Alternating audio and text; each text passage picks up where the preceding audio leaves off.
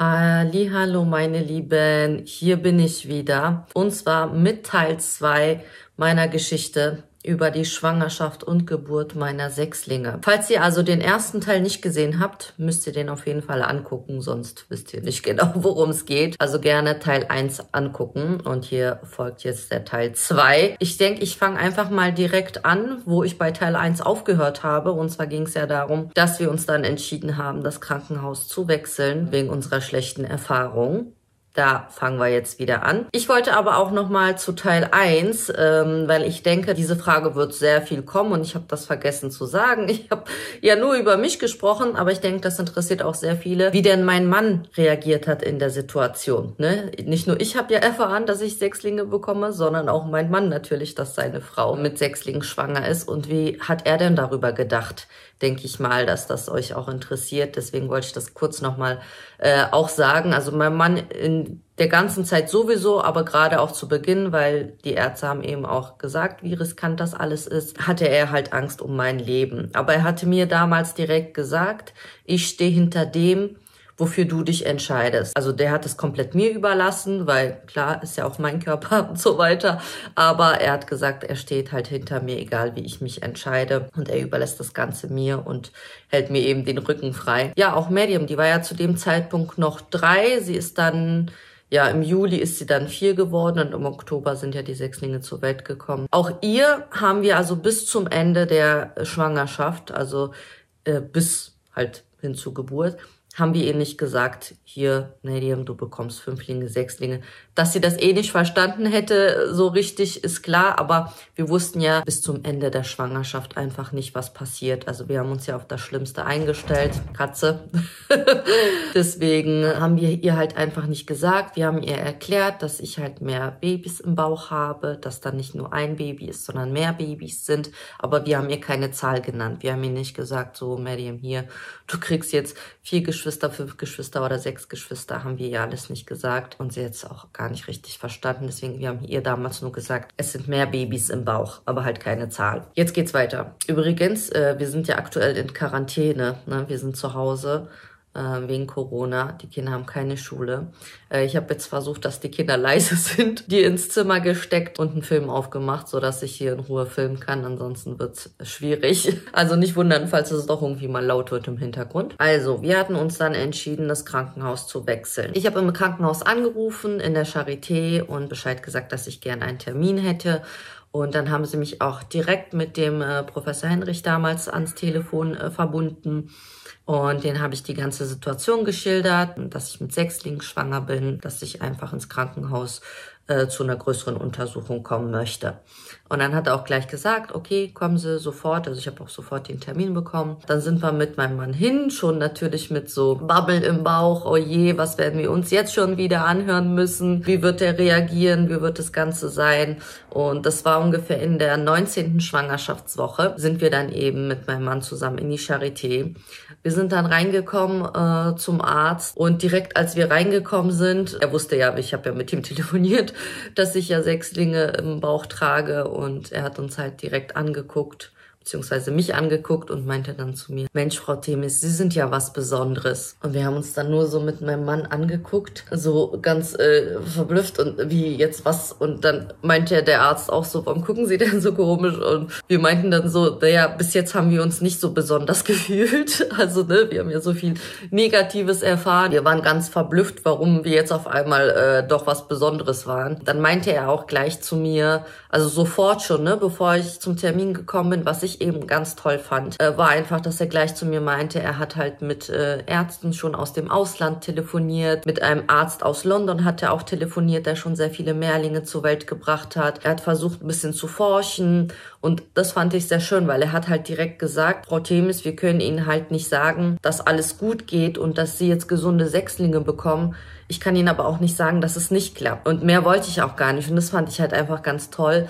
Und er meinte halt, wir können halt nicht aus Erfahrung sprechen, weil wir nicht mehr als Vierlinge hier zur Welt gebracht haben. Deswegen kann ich auch nicht aus Erfahrung Ihnen sagen, es wird so und es kann so und so verlaufen, weil wir die Erfahrung einfach nicht haben. Aber er hat sich trotzdem diese Mühe gemacht, mit anderen Ärzten zu kommunizieren, zu schauen, wie es denn woanders war, mit anderen Ärzten zu sprechen, und das fand ich halt ganz toll. Dann hat er halt auch nochmal mich komplett untersucht, also nochmal ganz ausführlich, sehr lange einen Ultraschall gemacht, wo er auch selber sich die Kinder nochmal einzeln angeguckt hat.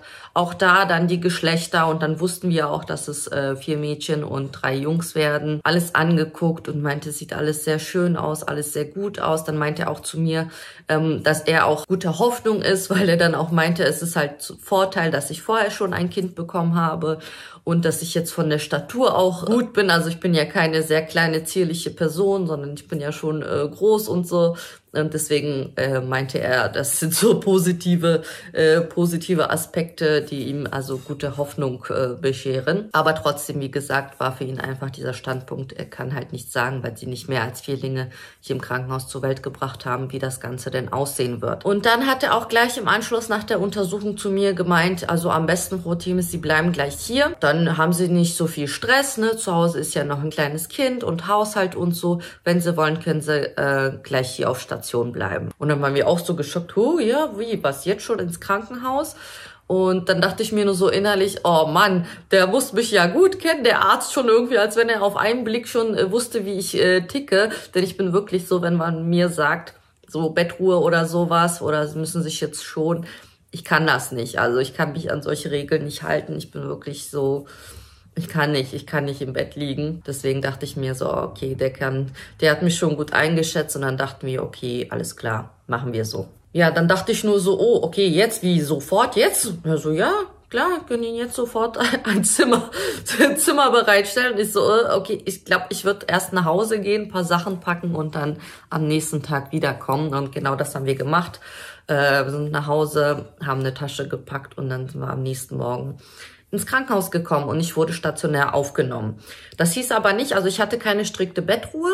Ich durfte ganz normal aufstehen und mich bewegen und so, aber ich war halt eben im Krankenhaus, eben unter ärztlicher Kontrolle, falls was sein sollte. Dann war ich halt eben da. Ne? Man kriegt ja Essen im Krankenhaus, und ich habe direkt hochkalorisches Essen verschrieben bekommen, was jetzt einfach nur kalorienreicher sein sollte. Also ich sollte halt kalorienreich essen, damit meine Kinder dementsprechend gut zunehmen. Ja, das Problem an der ganzen Sache war aber, ja, weil es ja eben Sechslinge waren, die meinen ganzen Bauchraum ausgefüllt haben, war das so, dass die wirklich ja hier oben ebenso weit meinen Magen also auch hochgedrückt haben, dass ich erstens gar nicht so viel Platz hatte zum Essen. Also ich habe halt sehr kleine Portionen gegessen, und ich musste auch wirklich so fast im Sitzen schlafen. Also ich konnte halt wirklich nicht so richtig auf dem Rücken liegen, weil mir kam immer die Magensäure hoch. Ihr kennt das bestimmt so, wer mal schwanger war, so Sodbrennen und so. Das hatte ich zwar schon bei meiner ersten Schwangerschaft, aber bei den Sechslingen war es dann nochmal extremer mit dem Sodbrennen. Und mir kam halt auch wirklich regelrecht auch das Essen dann hoch. Also bei der Magen, wie gesagt, die haben den mir so hoch gedrückt, dass ich oft, gerade im Schlaf auch, mich an meinem Erbrochenen sozusagen erschluckt habe, also weil mir wirklich Erbrochenes hochkam und ich mich daran verschluckt hatte. Deswegen, ja, wie gesagt, konnte ich nicht viel essen, aber ich habe in der Zeit halt versucht, viele Sachen, so kalorienreiche Sachen zu essen, wie Nüsse und Datteln, sowas. Obwohl im Nachhinein habe ich erfahren, Datteln sollen wohl irgendwie wehenfördernd sein. Ich bin mir nicht sicher bis heute, also falls das falsch war, von mir nicht nachmachen, aber halt eben versucht, so kalorienreiche Sachen zu essen, indem man halt Datteln und Nüsse. Ich habe halt viel Milch und Kakao und so getrunken, weil das halt auch eben gut fürs Sodbrennen war und eben um mehr Kalorien als normal aufzunehmen. Ja, ich habe auch die ganze Schwangerschaft über bis zum Ende, weil das, bevor ich es vergesse, bestimmt auch viele interessiert, habe ich insgesamt 20 Kilogramm zugenommen gehabt. Und das war wirklich, also ich habe selber, ich kenne das ja von meiner ersten Schwangerschaft, wie ich zugenommen habe, und von der zweiten, dritte und so, war bei den Sechslingen wirklich komplett nur die Kinder. Also ich habe selber am Körper nicht zugenommen gehabt. Ich war zu der Zeit auch sehr, sehr schlank. Habe auch direkt nach der Geburt, waren auch, glaube ich, direkt 16 Kilo auch weg. Also es war wirklich Kinder, Gebärmutter, Fruchtwasser und was auch alles dazu gehört, war wirklich auch direkt weg. Also es waren ja um die 20 Kilo insgesamt. Und dann auch noch meistgestellte Frage, die auch kommen wird nach einem Bild nach meinem Schwangerschaftsbauch. So, erstens müsst ihr euch die Sache vorstellen, Wir waren in einer Situation, wo wir nicht wussten, was alles passiert wird. Wir haben uns ja auf das Schlimmste eingestellt, das habe ich ja schon in Teil 1 gesagt. Das heißt, wir waren darauf eingestellt, dass die Schwangerschaft frühzeitig beendet wird, dass die Kinder nicht überleben, dass vielleicht nicht alle überleben. Ja, wir waren halt in einer Phase mit sehr vielen Sorgen und Ängsten und deswegen ist man da nicht auf die Idee gekommen, jetzt hier irgendwie Schwangerschaftsbilder oder sonst irgendwas zu machen. Ich kann euch nur sagen, wenn ihr euch das vorstellen wollt, wie mein Schwangerschaftsbauch aussah. Ich werde ja noch weiter mit den Schwangerschaftswochen kommen, aber die Sechslinge, das weiß ja, die meisten wissen, das sind ja in der 26. Schwangerschaftswoche zur Welt gekommen, also Ende der 26. genau gesagt 26 plus 5, also fast bis zur 27. Schwangerschaftswoche. Also den ganzen 6. Schwangerschaftsmonat hatte ich beendet mit den Sechslingen. Wer damals mich so zu Besuch kam von meinen Freundinnen und so ins Krankenhaus und ich hatte jetzt so mein Kleidchen oder so mein weites Oberteil an oder so, dann dachte jeder so, ach, naja, ist ja gar nicht so riesig, ne? Weil viele haben sich dann so vorgestellt, so, oh, der Bauch muss ja riesig sein, keine Ahnung, wie aussehen.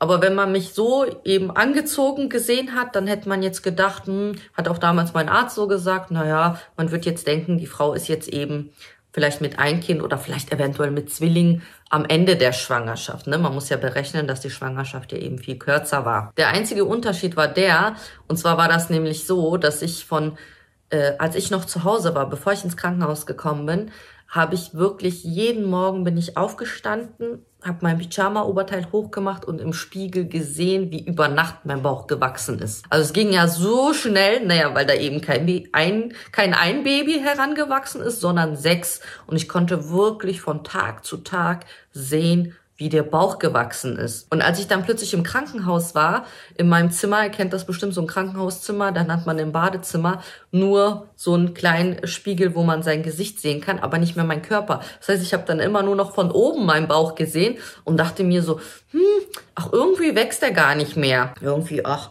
weil es ist ja gar nicht mehr wie zu Hause, dass es täglich so groß aussieht. Irgendwie tut sich da nichts. Und dann hatte ich eine Krankenschwester gefragt, sag mal, gibt's denn nicht irgendwo einen Ganzkörperspiegel, damit ich mich mal angucken kann? Und dann meint sie so, ja, wir haben da einen um die Ecke und hat mich dann dahin geführt. Und dann bin ich zu diesem Spiegel hin und habe dann mein Kleid so hoch gemacht und dann erstmal selber so einen Schreck bekommen. Oh mein Gott, wie sieht denn mein Bauch aus? Und genauso haben dann immer eben meine Freundin und so den Schreck bekommen, wenn sie den Bauch wirklich dann nackig gesehen haben, denn er war halt nicht jetzt vom Umfang her jetzt so viel größer wie jetzt vielleicht eine Frau mit einem Kind, die jetzt am Ende ihrer Schwangerschaft steht, kurz vor der Geburt steht, sondern es war eher die Form, die sehr außergewöhnlich war. Ne? Denn wenn man so eine schwangere Frau kennt, dann ist das so, entweder manche haben einen sehr hohen Bauch, manche haben irgendwie einen sehr tieferen Bauch oder breit oder spitz, ne? Also es gibt ja so viele verschiedene Bauchformen und bei den Sechslingen, mein Bauch war einfach nur, die Form war sehr außergewöhnlich, denn er war sehr weit von oben eben, von den Seiten und von unten ausgefüllt. Ne? Das heißt, er war einfach rundherum richtig ausgefüllt und da war eigentlich in dem Sinne nur die Form, die sehr außergewöhnlich war. Also dann haben sich eher meine Freundinnen erschreckt, wenn ich dann halt so das Kleid hochgenommen habe. Oh, und dann haben sie gesagt, okay, das sieht doch wirklich anders aus. Aber eben jetzt nicht so extrem furchtbar, keine Ahnung wie. Also ich habe auch gar nicht so viele Schwangerschaftsstreifen mehr bekommen wie in der ersten Schwangerschaft und so weiter. Also war jetzt nicht so, dass man sagt, oh mein Gott, das muss ja so furchtbar ausgesehen haben oder extrem, sowas eben nicht. Nur die Form. So, dann lag ich eben im Krankenhaus. Mein Mann hat sich dann um unsere Tochter alleine gekümmert. Das heißt, sie morgens in den Kindergarten gebracht und dann ist er meistens einmal zu mir gekommen ins Krankenhaus, hat mir auch immer was zum Essen mitgebracht. Ne? Ihr wisst ja, so Krankenhausessen ist ja auch nicht immer so das Beste. Dann hat er meistens dann am Nachmittag unsere Tochter abgeholt und ist dann auch nochmal mit ihr zu mir ins Krankenhaus gekommen. Ja, ein paar Tage oder eine Woche später, als ich dann schon im Krankenhaus war, rief dann auch schon der Oberarzt aus dem anderen Krankenhaus an, wo ich nicht noch mal hingegangen bin. Obwohl ich halt dann Termin hatte, bin ich dann nicht noch mal hingegangen. Und ich weiß nicht, ob ich Bescheid gesagt habe oder wie die das da rausgefunden haben. Ich weiß es nicht genau.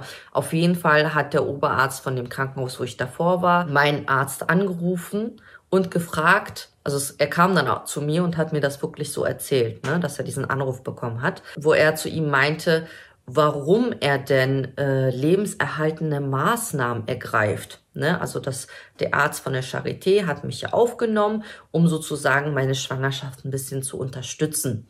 Und der andere Arzt aus dem anderen Krankenhaus hat ihn kritisiert und meinte, warum leiten Sie lebenserhaltende Maßnahmen ein, warum er mir halt hilft. Er hätte an seiner Stelle mich frei draußen rumlaufen lassen, damit wir, also ich und mein Mann, unsere Familie, von dieser Situation gerettet werden. Das hat er direkt zu ihm gesagt. Warum er mich denn unterstützt und lebenserhaltende Maßnahmen ergreift, er hätte das nicht gemacht, er hätte mich nicht aufgenommen, sondern draußen rumlaufen lassen, damit ich die Kinder verliere. Das war echt wirklich richtig, richtig gemein, aber das hat er zu ihm gesagt und das hat er mir dann auch erzählt. Naja, ich war ja dann eben im Krankenhaus und es war dann auch eben gerade mal die 21. Schwangerschaftswoche und man hat mich nicht viel untersucht. Man wollte ja nicht viel machen, um ja irgendwie vorzeitig Wehen oder sowas auszulösen. Deswegen, es wurde nicht sehr viel untersucht. Ich lag dann halt eben da im Krankenhaus. Man konnte nicht viel machen. Man konnte kein CTG machen. Also man konnte nicht die Herztöne abhören, weil es waren ja schließlich 6 Herzen. Und wie hätte man das abhören sollen?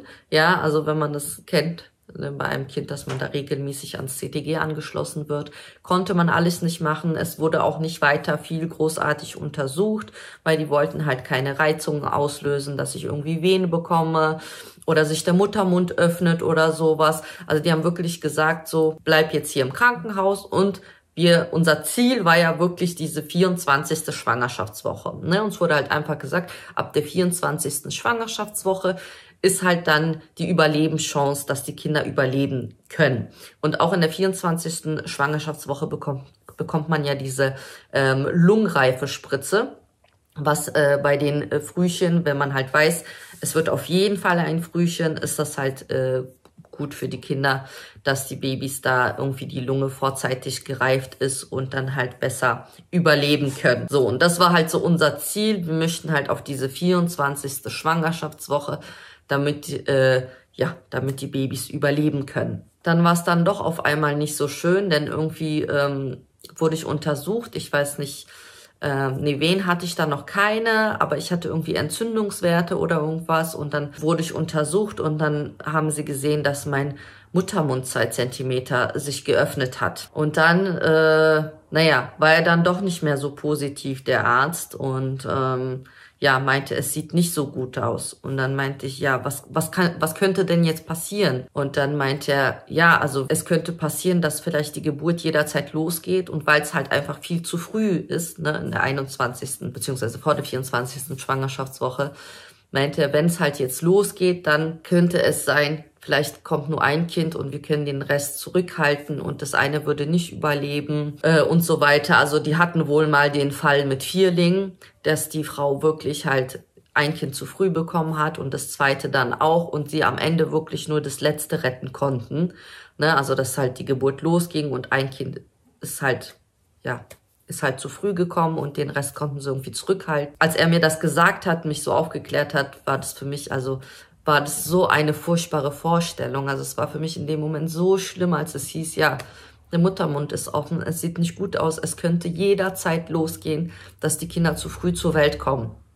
Und dann war ich fix und fertig, ich habe geweint, ich habe gebetet, ich habe ja immer gesagt, ne, in den 3 Monaten, ersten 3 Monaten der Schwangerschaft war ich darauf eingestellt, dass ich eventuell 1 oder mehrere Kinder verliere oder komplett die ganze Schwangerschaft. Aber nach den 3 Monaten, als es feststand, es sind 6 Babys und denen geht's gut und sie entwickeln sich, war ich halt einfach darauf eingestellt, ich will meine 6 Babys zur Welt bringen. Dann in dem Moment diese Vorstellung zu haben, es kommt jetzt eins und es geht jetzt los und es kommt auf die Welt und ist einfach zu klein und nicht überlebensfähig und stirbt dann, obwohl es halt schon ein kompletter Mensch ist, der schon komplett ausgebildet ist, aber einfach viel zu klein zum Überleben. Und diese Vorstellung so, jetzt kommt das Kind auf die Welt und stirbt halt einfach, weil es noch nicht atmen kann.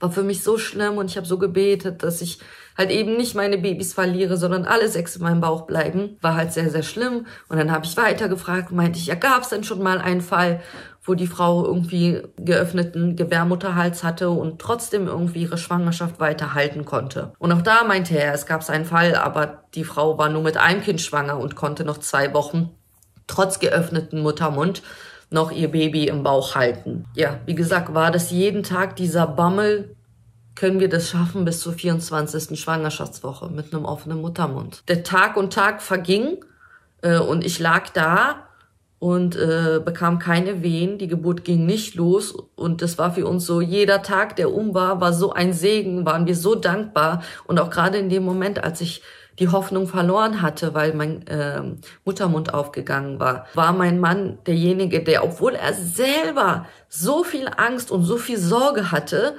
er mir das nie gezeigt. Also das fand ich so toll, dass er wirklich der Einzige war in dem Moment, der, obwohl er wusste, es kann alles schiefgehen, es kann so schlimm werden, hat er immer gesagt, es wird alles gut, du wirst sehen, wir kriegen unsere Babys, glaub mir, es wird alles gut gehen. Also er war so in dem Moment dieser positive Pol, der mich halt die ganze Zeit versucht hat aufzubauen. Und wenn ich das nicht gehabt hätte, dann ja, wäre es, denke ich, noch viel, viel schlimmer gewesen. Ich lag da halt eben von Tag zu Tag, Tage vergingen, Wochen vergingen und ich war immer noch da und lag da und die Babys waren immer noch in meinem Bauch und der Arzt kam dann regelmäßig jeden Tag mich besuchen und war dann selber erstaunt, Mensch, Frau Themis, Sie sind ja immer noch hier und ja, wir waren halt dankbar, dass es doch weiter und weiter ging, bis zu dem Tag der Geburt. Wir waren glücklich um jeden Tag, den die Kinder im Bauch geblieben sind und wollten eben unser Ziel war ja wirklich diese 24. Schwangerschaftswoche zu erreichen,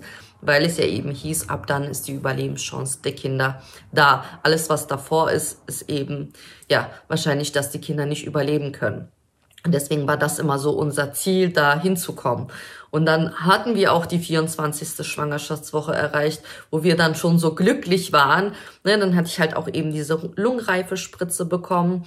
Und dann trotz dessen, das war wie so ein Marathon für uns, ne? Trotz dessen, dass wir dieses Ziel 24. Schwangerschaftswoche erreicht haben, war es einfach so, jeder Tag war sehr wichtig. Also nur ein Tag war wichtig für die Entwicklung der Kinder. Und da waren wir auch so, oh, hoffentlich, inshallah, noch ein Tag, inshallah, noch ein Tag und noch ein Tag. Und so ging es weiter. Und dann ist man so im Ansporn und man will die Schwangerschaft so lang wie möglich halt dann haben, damit die Kinder halt eben so gesund und mit den besten Voraussetzungen auf die Welt kommen können.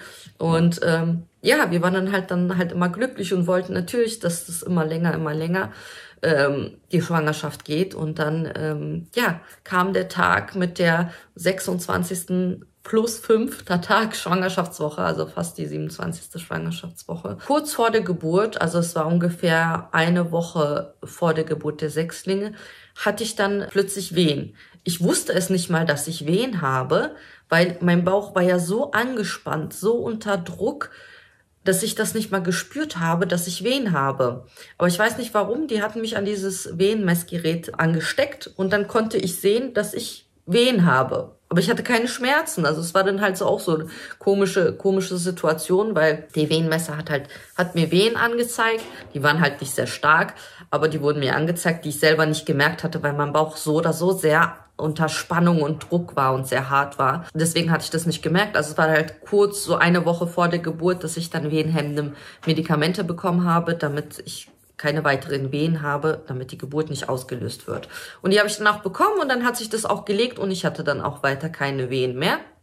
Und es ging auch dann eben weiter. Wen es vielleicht noch interessiert, wie sich das Ganze angefühlt hat, wenn man da 12 Beine im Bauch hatte, die einen getreten haben. Natürlich waren die Beinchen noch sehr, sehr klein, deswegen waren die Tritte nicht so doll, wie jetzt, wie wenn man das kennt, ne, bis zum Ende der Schwangerschaft, wenn das Kind dann so richtig anfängt so zu trampeln, dann geht's richtig los. Die Füßchen waren halt noch sehr klein, aber trotzdem war das ein sehr außergewöhnliches Gefühl. Vor allem die Kinder, die oben lagen, haben sich die Tritte anders gefühlt, wie die Kinder, die weiter unten lagen. Ja, war es halt eher so, wie so, als wenn da lauter so Ameisen im Bauch sind. Also war schon ein außergewöhnliches Gefühl, das ich noch mit euch teilen wollte. Dann kam der Tag der Geburt, die 26. Schwangerschaftswoche. Witzigerweise war genau an dem Morgen, obwohl die mich ja eben nicht viel untersucht haben, kam an dem Morgen der Arzt ganz kurz mit seinem Ultraschallgerät in mein Zimmer und meinte, er möchte nur ganz kurz von oben mal schallen und sehen, wie es aussieht, weil man hat ja schon da gesehen, dass schon Rana schon vorher auch schon mit dem Kopf unten lag. Also die Rana lag schon mit dem Kopf unten im Becken und er meinte, er will nur kurz mal da unten halt gucken, wie es da aussieht. Und dann hat er mit dem Ultraschall halt geschaut von oben am Bauch und meinte dann, oh, ja, man sieht, dass der Kopf von Rana, dass er schon relativ weit unten ist, aber solange ich den von oben noch mit dem Ultraschall sehen kann, dann ist noch alles gut, meinte er. Und ist dann auch so gegangen und ich habe wie jeden Morgen, ich habe halt so ausgiebig langsam gefrühstückt, ne? Ich konnte ja nicht viel und nicht schnell essen und zu dem Zeitpunkt im Krankenhaus habe ich halt auch jeden Tag mit meiner Mama stundenlang telefoniert. Das ist bis heute so, meine Mama ist ja meine beste Freundin und mit der telefoniere ich stundenlang und so war es halt auch eben im Krankenhaus. Während ich gefrühstückt habe, habe ich mit ihr telefoniert und dann meinte ich halt zu ihr kurz, ich muss mal kurz auflegen, weil ich muss auf Toilette. So, jetzt wird's ein bisschen ja peinlich, deswegen will ich jetzt nicht so weit aufs Detail, aber es war eine ganz komische Situation.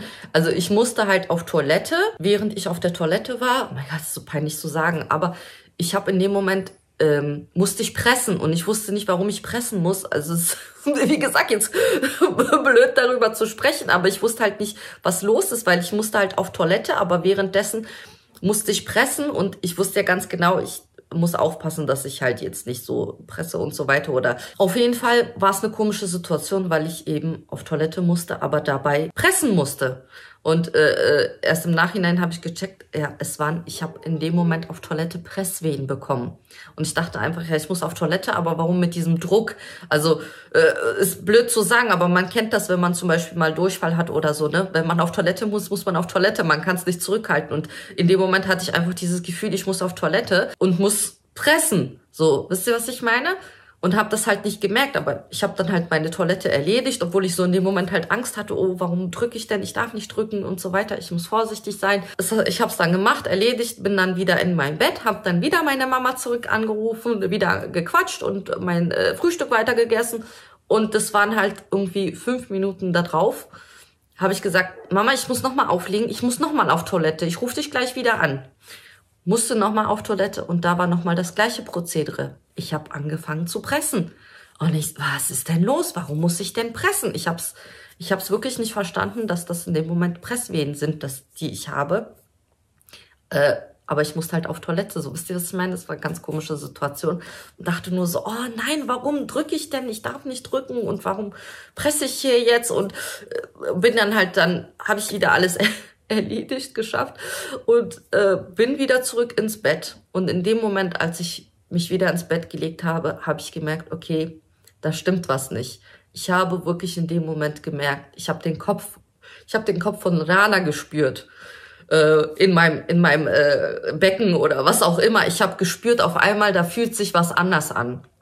Und dann habe ich auch den Knopf gedrückt, dass eine Krankenschwester kommt und dann kam die Krankenschwester und dann meinte ich zu ihr, irgendwas fühlt sich komisch an. Und sie hat auch gar nicht gefragt, sie hat nichts gefragt, sie hat sofort mein Bett genommen und mich in den Kreissaal geschoben.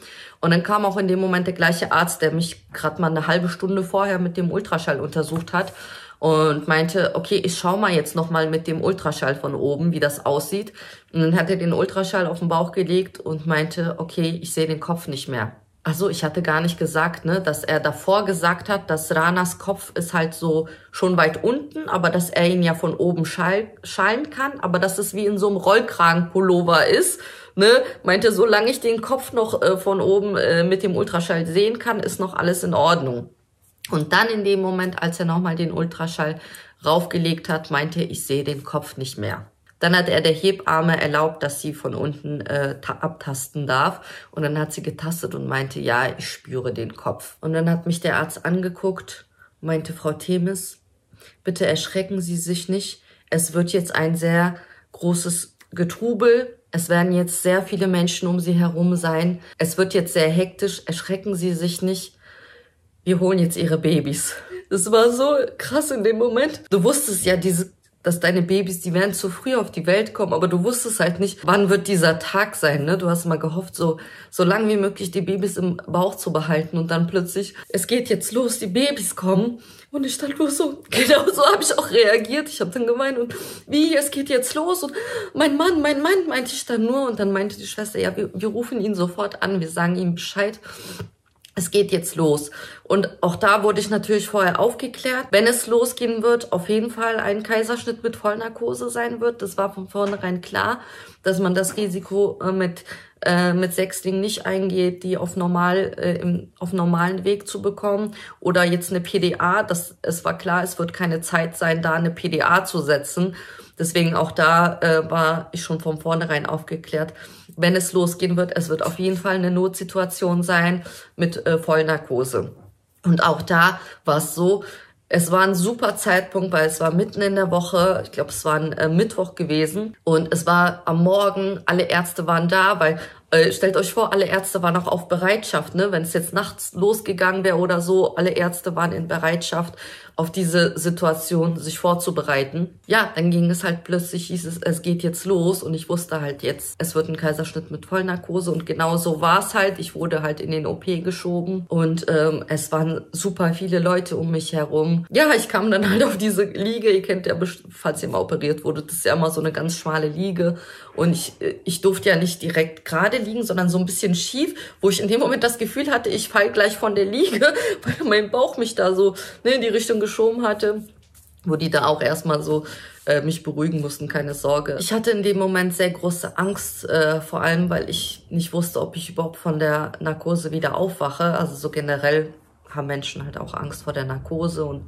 gerade in dieser Situation hatte ich wirklich Angst, dass ich vielleicht nicht wieder aufwache. Ich habe halt die Narkose bekommen und war dann, habe dann nichts mehr mitbekommen, wie dann die Geburt verlief. Das ging alles sehr, sehr schnell in 3 Minuten. Insgesamt in 3 Minuten kamen die Sechslinge auf die Welt. Ich habe das Ganze dann im Nachhinein auch gesehen. Das wurde mitgefilmt, aber zu medizinischen Zwecken. Also es wurde fürs Krankenhaus mitgefilmt. Ich habe auch die Geburt direkt danach auch gesehen und ich habe auch die Geburt selber hier da in der verkürzten Variante, also wo man nicht mehr das Ganze aufschneiden und so weiter sieht, denn im Nachhinein, ich habe das Ganze dann am nächsten Tag mir angeguckt und das war, aber kommen wir erstmal dazu. Ja, als ich dann aus der Narkose aufgewacht bin, war dann mein Mann halt schon direkt neben mir. Er durfte natürlich nicht in den OP rein, aber er war direkt, als ich aufgewacht bin, neben mir und das Erste, was ich überhaupt gefragt habe, war sowieso, leben die Kinder? Leben alle? Das war das Erste, was ich direkt so gesagt habe. Ich war sogar länger, ich war 3 Stunden, glaube ich, im Aufwachraum. Hatte auch, glaube ich, eine sehr tiefe Narkose. Also ich habe sehr lange gebraucht, um aus der Narkose aufzuwachen. Als ich dann aufgewacht bin, eben die erste Frage, leben alle? Und als es dann hieß, ja, alle leben, war ich natürlich super glücklich. Und in der ganzen Zeit, als ich ja eben noch aus der Narkose am Aufwachen war, wurden ja eben die Sechslinge schon versorgt. Das heißt, eben intubiert und so weiter, haben ihre Atemhilfen und was auch immer da alles dazu gehört, alles bekommen. Ja, was sehr schön war, dass die Krankenschwestern direkt Fotos gemacht haben von den Babys, also einzeln jeder so schon, wo die in ihrem Inkubator lagen. Ja, das war sehr schön, dass die Krankenschwestern dran gedacht haben, dass ich halt nicht direkt zu den Kindern konnte und mir die Fotos gebracht haben, dass ich gleich sehen konnte, wie sie aussehen. Dadurch, dass ich ja, wie gesagt, ich wusste ja, ich bekomme Frühchenkinder und ich habe mich halt aufs Schlimmste vorbereitet. Auch hatte ich eine Broschüre, wie denn so ein Frühchen aussieht, beziehungsweise ich durfte mir auch schon die Frühchenstation, die Intensivstation angucken, wo meine Kinder dann auf jeden Fall ja dann da sein werden und habe da auch 2 andere Frühchen gesehen und auf dieser Broschüre war so ein Foto von so einem Frühchen, so ungefähr so ein 500 Gramm Frühchen. Und das war so ganz halt eben so dünn und so ganz rot. Und genauso habe ich mir halt meine Kinder vorgestellt, dass die so aussehen werden. Und als sie dann mit den Fotos kam, ja, war ich dann so positiv überrascht, weil sie ja eben dafür, dass sie ja so früh auf die Welt gekommen sind, doch, Alhamdulillah, Gott sei Dank wirklich sehr, sehr gut waren von ihrem Gewicht und vom Aussehen, wo ich dann dachte so, oh toll, die sehen ja wirklich sehr, sehr schön aus. Ich kann euch mal auch das Bild hier einblenden. Die waren alles einzeln, die Fotos, ich habe die so zusammengefügt. Das war halt direkt wirklich, also knapp eine Stunde nach der Geburt oder 2 Stunden nach der Geburt wurden diese Bilder gemacht. Und ja, eben 3 Stunden später oder so durfte ich dann auch mit dem Bett, wurde ich dann auch auf die Intensivstation gebracht, dass ich die Kinder auch nochmal live mir angucken konnte, wie sie aussehen. Und da waren wir wirklich sehr erleichtert. Auch der Kinderarzt kam dann direkt zu uns und meinte, dass er sehr, sehr erstaunt ist und überrascht ist, wie gerecht und sozial sich die Kinder vom Gewicht untereinander aufgeteilt haben. Weil man kennt das vielleicht von Zwillingen oder Drillingen, dass da sehr große Gewichtsunterschiede bei den Babys oft sind, wo bis zu 1 Kilo Gewichtsunterschied sein kann zwischen den Geschwistern. Und bei unseren Sechslingen war es ja wirklich so, dass die waren alle zwischen, also der kleinste war 820 Gramm und der größte 890. Also wirklich so nah mit dem Gewicht beieinander. Da waren sie auch halt sehr, sehr erstaunt, ne? Also die kleinste war Zeynep mit 820 und Ahmed war mit seinen 890 Gramm der größte. Da waren wir halt in dem Moment sehr glücklich, obwohl wir natürlich auch direkt aufgeklärt wurden, dass auch der erste Monat noch sehr kritisch ist. Ne? Also obwohl die Kinder einen sehr guten Start hatten, also sie haben halt auch keinen Sauerstoff gebraucht, was sehr gut war, hatten halt gleich eine Atemhilfe. Und trotzdem wurden wir halt aufgeklärt, dass der erste Monat halt noch kritisch ist, dass falls die Kinder Infekte bekommen oder Risiko für Hirnblutung besteht, trotzdem noch die Kinder ja eventuell sterben oder behindert sein können. Also das war für uns halt immer noch so, obwohl die auf die Welt gekommen sind und wir überglücklich waren, dass sie in dem Moment überlebt haben und dass alles sehr gut aussieht, waren wir trotzdem noch so, immer noch in diesem Risikobereich, es könnte jederzeit noch was passieren, dass ein Kind sterben kann. Ich denke, ich mache auch hier jetzt Schluss. Es war jetzt die Schwangerschaft und das war die Geburt. Wie es dann weiterging, es war ja auch noch 3 Monate Zeit im Krankenhaus und alles. Ich denke, auch das würde ich dann im separaten Teil machen, entweder Teil 3 oder ich würde das Ganze dann nochmal anders machen, eine Art Dokumentation oder Reportage. Ich habe ja auch selber Privataufnahmen, also wir haben ja auch selber dann in der Zeit dann die Kinder gefilmt mit unserer Hobbykamera damals aufgenommen im Krankenhaus und so. Ja, das habe ich alles da. Ich müsste das Ganze noch digitalisieren lassen, damit ich euch das dann auch hier einspielen kann. Deswegen denke ich, das mache ich auf jeden Fall, aber das dann nicht nächste Woche, sondern zu einem anderen Zeitpunkt. Denn das war auch nochmal eine sehr harte Zeit, sich darauf einzustellen, dass wir jetzt mit Sechslingen nach Hause kommen. Wir mussten umziehen, wir mussten 6 Maxi-Cosi, Klamotten, Windeln, Milch, alles Mögliche. Ich musste meine Milch abpumpen, sie ins Krankenhaus bringen. Also es war wirklich auch nochmal eine sehr, sehr krasse Zeit. Es war ja auch so, dass auch als ich schon im Krankenhaus lag, schon die Medien davon erfahren haben, die seit dem Zeitpunkt an auch das Krankenhaus belagert hatten, die unbedingt wissen wollten, wer wir sind. Wir wollten das nicht. Wir hatten damals nur einmal erlaubt, dass man sagen darf, okay, ja, in der Charité sind Sechslinge zur Welt gekommen und wie es denen geht, aber nicht, wer wir sind. Und auch da, was alles dann war und veröffentlicht wurde an Spekulationen und so weiter, das ist dann halt auch nochmal eine andere Geschichte. Das würde ich, wie gesagt, vielleicht nochmal in einem separaten Video aufarbeiten, wenn ihr das gerne möchtet. Also schreibt mir das auch gerne in die Kommentare, ob euch das interessieren würde, wie es nach der Geburt weiterging, wie es im Krankenhaus war, was wir alles erlebt haben, wie wir uns darauf vorbereitet haben, jetzt mit Sechslingen nach Hause zu kommen. Und wie es überhaupt dann zu Hause weiterging mit auf einmal 6 Babys. Das könnt ihr mir gerne sagen, ob euch das interessiert. Dann mache ich das auf jeden Fall auch nochmal. Wer bis hierhin zugeschaut hat, ich hoffe, ich habe nichts vergessen. Wenn irgendwas ist, dann schreibt es einfach nochmal in die Kommentare und ich versuche das zu beantworten. Ansonsten könnt ihr mir gerne auch auf Instagram folgen. Dort könnt ihr mir auch schreiben. Ich versuche so viel wie möglich auch dort zu beantworten. Sei es in den Stories oder im Live oder was auch immer. Also könnt auch gerne mir dort folgen und ja, dort seht ihr auch viel von meinem Alltag. Ansonsten sehen wir uns im nächsten Video. Das nächste wird wahrscheinlich so ein Tagesablauf momentan während der Quarantäne. Das erwartet euch dann wahrscheinlich nächste Woche. Danke fürs Zuschauen. Ich würde mich freuen, wenn ihr mir einen Daumen hoch da lässt und den Kanal abonniert und ja, vielleicht die Benachrichtigungsglocke aktiviert, um das nächste Video nicht zu verpassen. Und ansonsten schreibt mir in den Kommentaren, wie ihr das Ganze findet. Verbesserungsvorschläge und so nehme ich gerne an. Und Videowünsche, Fragen, alles gerne in die Kommentare. Und wir sehen uns dann beim nächsten Video. Ich danke euch fürs Zuschauen und bis bald. Tschüss.